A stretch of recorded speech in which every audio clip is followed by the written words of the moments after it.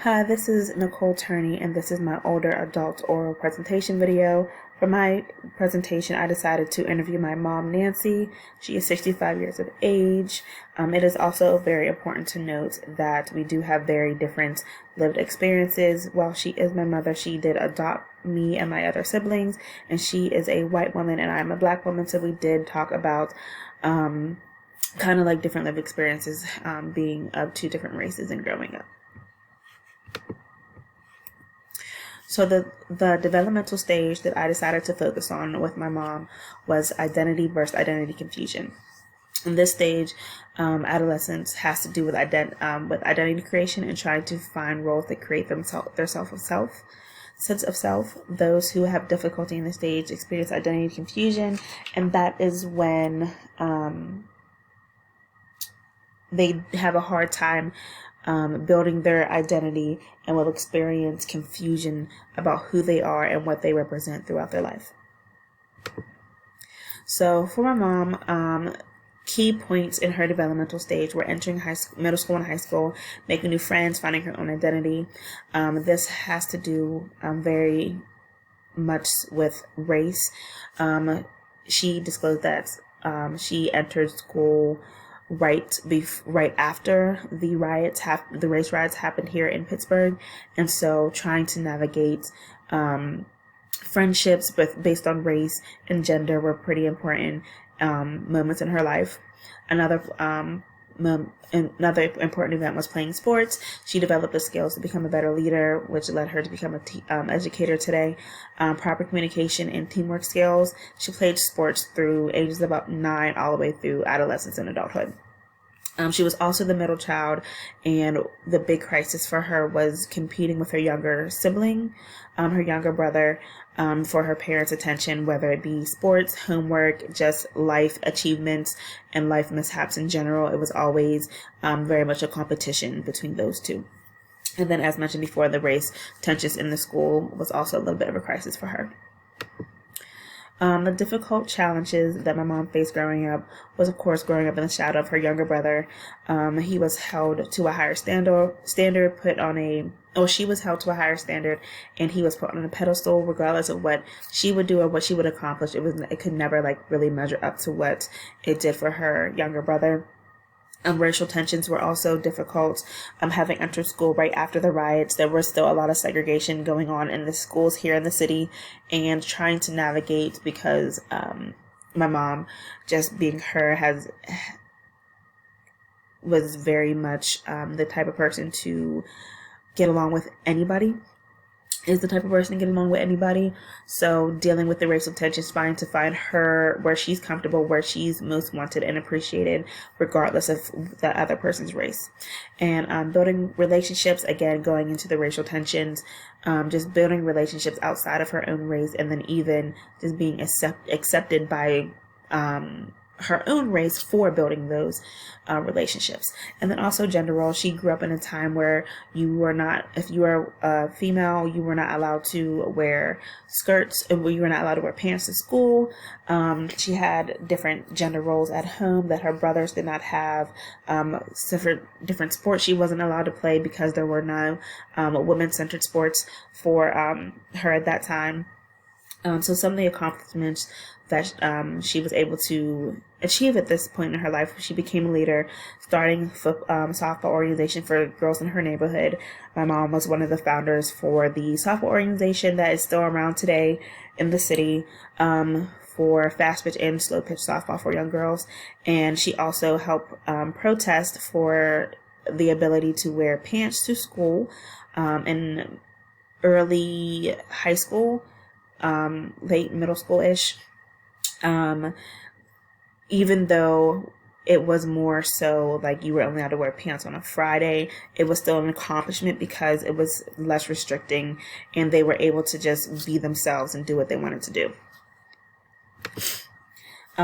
So crisis, competing with her brother for her parents' attention in all aspects regarding school and sports. She did mention that no matter what she did, no matter how many home runs she hit, no matter how many A's or B's she brought home, it never was to the same level of excitement and acceptance of that of her younger brother. So that was very difficult for her to navigate throughout life. And I still honestly feel like she struggles with it at some points now. In her life, in her adult life, understanding that unfortunately she is never going to be able to live up to the standards that her parents had set for her because of her brother. He is always just going to be just a little bit on the totem pole for her. And with this understanding that her success will not be celebrated and her shortcomings will not be and where her shortcomings will be focused on more, she also gained the knowledge that it is what it is at that point.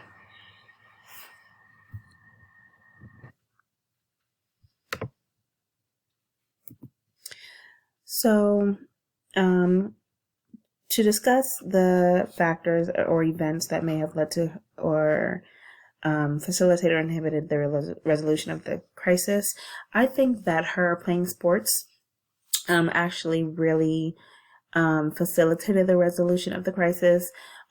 With talking through my mom, she mentioned that she just felt like she needed to be her own person outside of her family and create the people and have the people around her that would offer her the support that she was lacking at home. So she essentially built her own family outside of her own family outside of with sports.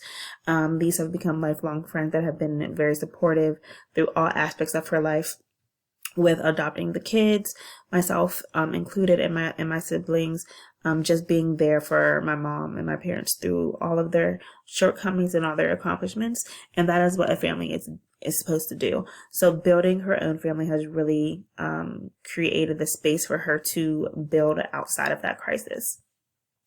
And also creating the sports and creating the space for young women to grow, and that has also helped her as a person outside of that crisis, with creating teamwork skills, communication, becoming the leader that she is today. According to McPherson, 2016, in an article titled "The Influence of Peer Groups and Organized Sports on Female Adolescents' Identity Development," this is really where young girls create who they are. They create the ability to be a member of a team, to build communication and dedication and understanding of hard work. And I think that with my mom, her building and playing these sports and creating this space for young girls really facilitated that resolution of this crisis in her upbringing, in her adolescence. If she had not been able to play those sports, she would not have created the identity of being a powerful, impactful person on someone's life, creating the identity to become a leader, to be an educator, to be an understanding person. Those tools that she developed during playing those sports and being a part of a team really facilitated who she is as a person. And this article also states that young girls have a better understanding of their physical self, and this is something that is important when you discuss like body image and stuff like that. Having them understand that they are active participants in how their body grows and how they develop, and being active at a young age is very important. And also their emotional self. It makes them aware of how they are treating others and how the others are treating themselves, and gives them that emotional intelligence that they need at a very young age. And also with social class. My mom started out working very young and having to support herself and others.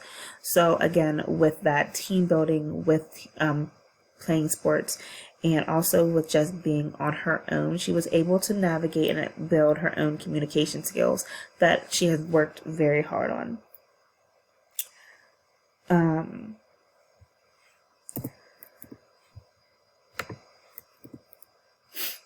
So playing sports and creating an organization for young girls really founded her and grounded her in becoming a better educator. And my mom is a paraeducator in the Pittsburgh Public Schools here, and that is a very big part of her identity. According to Batra 2012, The Psychological Development of Children, Implications of Education in Society, Erickson in Context, Contemporary Education Dialogue.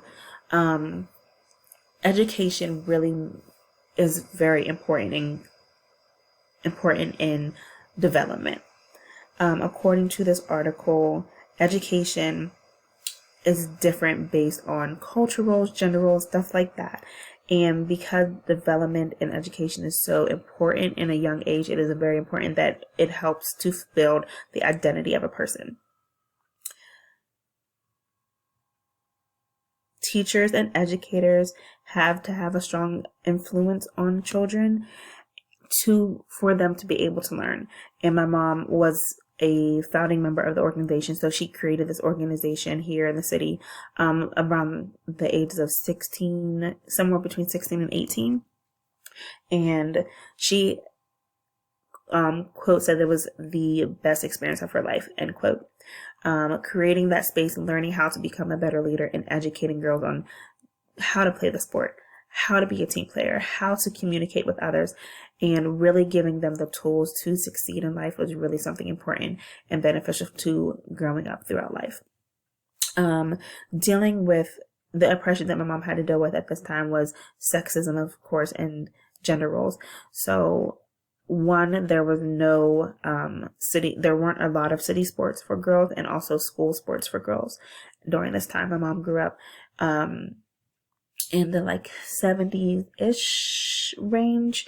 So there weren't a lot of opportunities for girls to be active outside of the normal gender roles that you would assume of dancing and sewing and being able to just take care of others.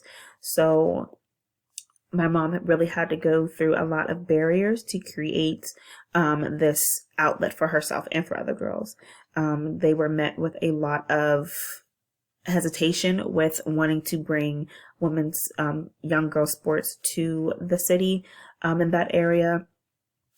She did mention one story where, quote, men were so upset that they were starting to boycott the games.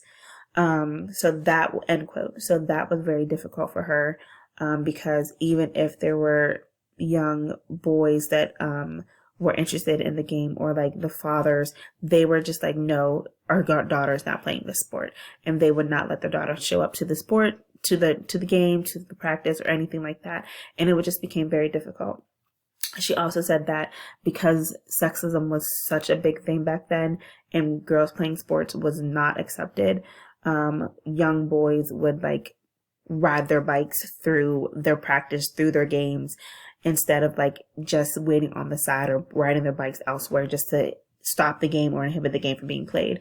And to overcome this, she one day just said, hey, do you want to play with us? Do you want to get on the field and throw the ball around and hit the ball? And once they saw that the girls could actually play and that they were talented, they stopped riding their bikes through the games and just sat on the benches and watched and cheered. So wanting to create those opportunities and having to deal with the initial issues, the sexism and the gender roles and just the prejudice that we don't have to deal with was very important. Also competing with her younger brother for her parents' attention. She stated that throughout her life, no matter what she did, there was just always something that she was doing wrong. If she brought an A home, the A was good, but she also didn't finish cleaning the dishes. So that was the main issue. So understanding that creating your own space is very important. And she also did receive therapy at this time. And in the article